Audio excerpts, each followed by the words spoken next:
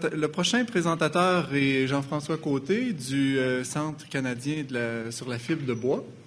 Il va nous présenter un projet qui s'appelle l'inventaire forestier amélioré. Oui, donc je vais être assez bref parce qu'on a entendu parler dans divers projets un peu. On a vu le Service canadien des forêts, on a vu Ressources naturelles Canada, on a vu le Centre canadien sur la fibre de bois, mais on ne sait pas trop c'est quoi cette bête-là. On a l'air d'être quelqu'un qui rôde en arrière d'un rideau, un peu comme dans les films d'horreur japonais. T'as la fille avec les cheveux en face, on ne sait pas quand on l'ouvre, c'est-tu un démon, mais c'est quelque chose de joli à voir, d'intéressant, attirant, tout ça. Donc, je voulais faire un peu le tour des projets en cours au niveau, bien vraiment sur le programme d'inventaire amélioré au niveau du Centre de la fibre. En quoi ça consiste, puis avec qui notre réseau d'enfants tentaculaire peut se joindre, pourrait être joint. Donc, un peu d'historique, environ 13 milliards 500 millions et 2007 années après le Big Bang, il y a eu la création du Centre canadien sur la fibre de bois. Donc, ça a été formé d'un groupe très select pas dans le sens de high-tech, mais sélectif au niveau du Service canadien des forêts, qui lui-même fait partie de Ressources naturelles Canada. Puis tant qu'à compliquer les choses, le Centre canadien sur la fibre de bois, c'est un centre virtuel. Donc moi, je suis au Labo de Québec, mais j'étais avant à Terre-Neuve. Puis au fait, j'aurais pu être à peu près n'importe où, ça n'a pas vraiment d'importance. On est quelques chercheurs, on est d'environ une quinzaine de chercheurs maintenant à travers le pays, mais on est sous une certaine notion virtuelle. Puis on est le penchant aussi gouvernemental de FP Innovation. Donc tout ça aggloméré ensemble, c'est nous un peu. Donc ce qui est arrivé, c'est qu'en 2009, il y a eu un workshop, je crois que c'était à Pointe-Claire. Puis, ça a permis de déterminer, il y a eu des gens de l'industrie, des gens de l'académie, tout ça, qui ont été invités. Il y a eu le premier, définition de notre programme d'inventaire amélioré, puis ça concernait 3 questions. Il y avait la classification des espèces semi-automatiques, on a entendu parler. Il y a eu les approches avec la télédétection pour l'inventaire au niveau de l'approche area-based, ce serait l'approche zonale, et l'approche au niveau des arbres individuels. Puis, bien entendu, on a regardé les technologies comme, entre autres, ce qui s'en est de plus en plus intéressant à ce niveau-là, le lidar puis la photographie numérique. De 2009 à 2011, il y a eu des travaux en parallèle, plus avec le Service canadien des forêts, sur la classification des couronnes individuelles. Le software, il s'appelle ITC, était développé majoritairement par les gens de l'Ouest, avec François Goujon puis Don Leckie. Donc, ça s'est terminé, pas terminé, mais ça a culminé plutôt dans un paquet sur le software PCI. Il y a eu des bonnes retombées là-dessus, mais par contre, le seul problème, c'est qu'il utilisait de l'imagerie optique, en guillemets, standard, donc l'information spectrale des images de télédétection. Le problème avec ces images-là, c'est que c'est souvent qu'il faut les corriger ou les normaliser en fonction des conditions d'illumination et de la configuration du sensor qui prend la photo, image par image, peut-être pas image par image, mais au moins une série d'images par image. Ce qui arrive au niveau opérationnel, c'est que ça devient très compliqué à ce niveau-là. Donc, il y a encore un gros pan de recherche au niveau de la classification des espèces, puis au niveau des couronnes individuelles, en grand partenariat, entre autres avec l'UQAM et Benoît Saint-Onge, bien sûr, et le projet AWARE. En 2011, il y a eu Murray, qui en a parlé beaucoup. C'est le projet qu'il y a eu dans les forêts Roméo Mallette puis Hearst. Donc, c'était la première, expérimentation opérationnelle en même temps de l'approche par zone avec le lidar aéroporté. On a vu les résultats. Ça a été une étude de pilote mur à mur avec du lidar. On a vu vraiment un intérêt très marqué en inventaire. Ça a été pour nous notre démarreur, en fait, au Centre canadien sur la fibre de bois. Donc, ça nous a permis de continuer vraiment de nous positionner aussi à ce niveau-là en termes d'inventaire amélioré. Depuis 2012, dans le fond, il y a eu énormément de recherches au Centre de la fibre aussi, au niveau de l'approche par zone. Donc, il y a eu des recherches au niveau de savoir la densité de points qui était adéquate pour notre inventaire. Est-ce qu'on a utilisé aussi, on a regardé les approches statistiques pour bâtir les modèles entre les nuages de points, les métriques des nuages de points, puis nos variables d'inventaire.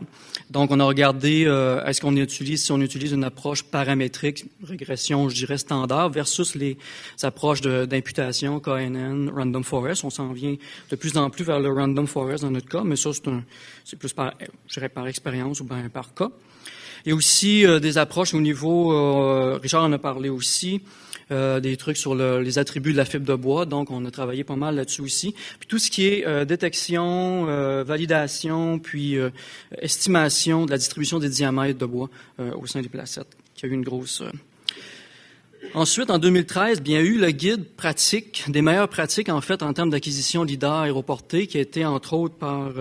il y a eu beaucoup de personnes comme auteurs là-dedans, mais entre autres des gens de l'Ouest qui ont participé à ça. Il y a FP Innovation aussi, il y a eu beaucoup de gens. Puis, en fait, ça a été en termes de documents, j'ai mis l'adresse ici, vous pouvez le télécharger en français ou en anglais. On a eu plus de 500 téléchargements juste l'an dernier. Ça, c'est l'équivalent, au point de vue interne, c'est comme l'équivalent du vidéo d'Adèle sur YouTube, là, en termes de succès. C'est le document succès du NARCAN, du Service canadien des forêts. Puis, il y a eu aussi des outils de support à la décision qui ont été mentionnés avec Murray aussi dans le projet AFRIT, mais le système s'appelait AFRITS, avec un S. Donc, il y a eu ces développements-là. Aussi, de 2003, c'est toujours des recherches qui se continuent, qui se poursuivent. On en a entendu parler un petit peu, commence à voir est-ce que l'utilisation de la photographie numérique permettrait de sauver des coûts pour la remesure des inventaires. Donc, on se rend compte qu'on est capable, avec la stéréo, de générer un nuage de points qui est très similaire au lidar, densité comparable, des choses comme ça. Donc, une fois, on l'a vu de façon, juste pour répéter un peu encore, une fois qu'on a un bon DEM, de surface d'élévation, correct. Mais après ça, c'est juste d'ajouter une couche de surface de canopée, puis d'être capable d'updater nos hauteurs, nos volumes, etc. Donc, c'est une alternative qui semble prometteuse, qui est moins coûteuse aussi pour les besoins actuels. Bon, dans notre cas aussi, dans mon cas, si on veut, avec mes collaborateurs, bien entendu avec Richard, qui est mon principal, ça, j'ai regardé au niveau du lidar terrestre, au niveau des approches de l'arbre individuel. Là, on regarde aller chercher le maximum d'informations sur la structure des peuplements des arbres individuels, mais vraiment super fin. Donc, on utilise des modélisations 3D, j'ai développé des choses comme ça. On regarde maintenant au niveau de la nodosité, la distribution des nœuds, la distribution des branches, leurs angles, la distribution aussi des trouées, du matériel foliaire versus ligneux dans l'arbre individuel, mais aussi des placettes. Tout ça, c'est pour essayer de se développer des outils, dans le fond, pour augmenter le panier de produits, c'est-à-dire que de juste avoir le volume, par exemple, ou la quantité de ressources, d'aller chercher vraiment au niveau des attributs de qualité sur cette ressource-là, sur quoi qu'on est capable d'extraire, qu'est-ce qui serait le mieux adopté pour tel produit, pour telle usine, etc. Puis, dans la mesure où on est capable d'optimiser cette ressource-là, ou d'aller chercher vraiment des caractéristiques internes, c'est-à-dire que la structure, au final, agit comme une sorte de proxy à nos relations.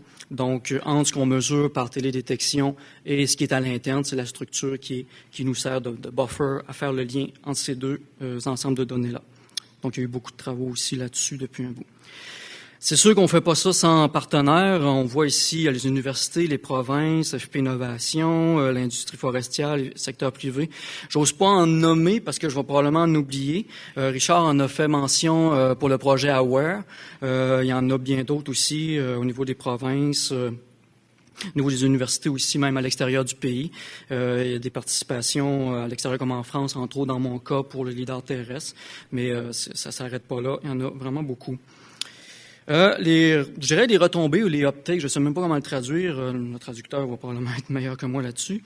On voit que ce soit avec, je dirais, depuis, avec notre historique, dans le fond, il y a eu un certain engouement, puis ça a produit des petits, ces trucs-là. Donc, on voit quand même qu'il y a eu de la couverture lidar. Ici, c'est des chiffres qui sont pas nécessairement les couvertures totales, mais c'est plutôt les couvertures qui ont été prises pour certains projets de recherche ou par les provinces, principalement les ministères directement.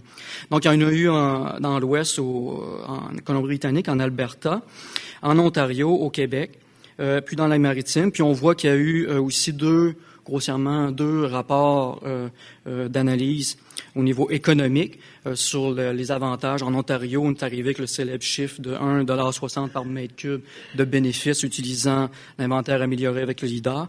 Et au Québec, on est grossièrement autour du 2,13 $ par mètre cube, puis 79 sous par hectare. C'est pas par kilomètre carré, désolé, c'est par hectare. Donc, c'est toujours bon. Donc, il y a eu quand même, ça a fait des petits, cette recherche-là. On va changer? Oui. Pour le focus pour les prochaines 2 à 5 années, ben on l'a vu, on s'implique beaucoup dans le projet Aware. En fait, grossièrement, il y a eu beaucoup de discussions avec nous pour monter le CRD aussi. Nos objectifs de base étaient très, très, très près de ce que voulait faire le NSERC, en fait. Puis le CRD a été bâti, entre autres, basé un petit peu sur notre plan d'action, sur l'inventaire amélioré. Donc, ce qui fait qu'on a des collaborations très près. Des fois, on est plus dans l'ombre, des fois, on est plus à l'avant-scène, mais quand même, on est un peu partout. On fait partie de la game un peu à tous les niveaux. Entre autres, Benoît là, va en parler un peu plus après, je crois. Là, la classification mathématique des espèces en utilisant l'IDA aéroporté, la photographie digitale, son algorithme qui s'appelle SEGMA. Donc, c'est des algorithmes ou des travaux, disons, clés pour l'inventaire amélioré. Donc, on essaie d'être impliqué là-dedans aussi. Maintenant, on regarde aussi accroître l'inventaire, entre autres avec des données sur les écosites. Je crois qu'il y avait, je ne sais pas si c'est écotones en français, je ne suis pas sûr. Les prédictions au niveau des sites écologiques. Donc, regarder la cartographie des milieux humides, l'hydrologie, etc. Avec les modèles, entre autres, qu'on a vus, qui ont été parlés avec Paul, au niveau de l'Université de Nouveau-Brunswick, avec Paul Harp.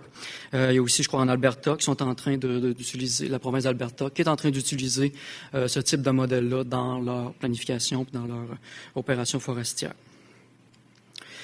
Puis enfin, la prédiction, on va refiner ou améliorer les prédictions, donc avec des nouvelles technologies. On se tient au courant, on essaie de garder le rythme aussi avec ça.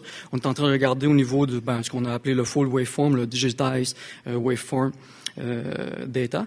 Après ça, les drones, là c'est intéressant, on arrive dans le multi ou l'hyperspectral, donc ça ouvre vraiment d'autres portes aussi pour regarder, pas uniquement pour la détection des espèces, mais aussi pour regarder la santé, la vigueur de la végétation ou des peuplements.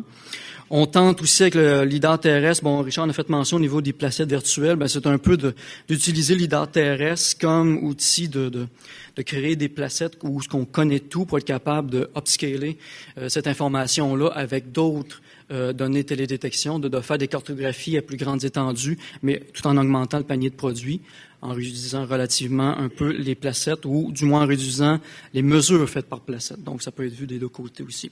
Puis, bien sûr, on regarde la qualité du bois. On a regardé les attributs de la fibre. Puis, au niveau de la qualité du bois, on commence à regarder aussi au niveau des aspects visuels, c'est-à-dire le fait qu'on regarde la branchaison et la nodosité.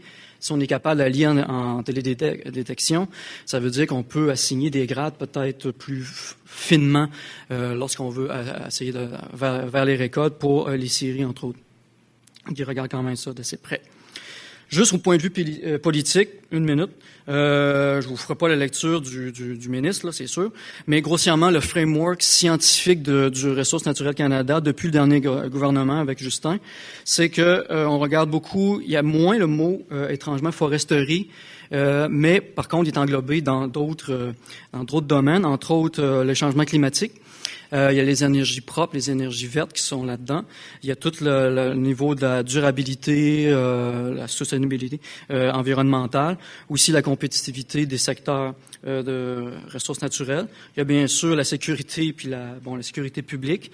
Ça, on est beaucoup moins là-dedans, mais on en entend parler toujours aussi, mais ça, c'est moins important. Puis à l'interne, c'est juste pour vous mentionner que quand même, ça lève des drapeaux beaucoup, ce projet-là, puis on a eu des bons feedbacks de l'industrie, de nos partenaires, ce qui fait que au niveau plus, disons, politique, ce qui fait que il y a eu on a toujours une liste de top commitments à peu près à chaque année, aux 18 mois grossièrement. Puis cette fois-ci, l'inventaire forestier amélioré, puis même le mot LIDAR est entré là-dedans au sein de Ressources naturelles Canada puis du Service canadien des forêts. Ce qui fait que pour les prochains 18 mois, on est vraiment en mode, on va assigner nos ressources à l'interne le plus possible pour donner un gros boost à ce programme de recherche-là. Donc, pour aider nos partenaires à faire un gros boom puis à aller chercher des méthodes appliquées, puis de développer des produits très utilisables par les usagers forestiers. Donc, c'est tout. Je voulais pas en parler plus que ça.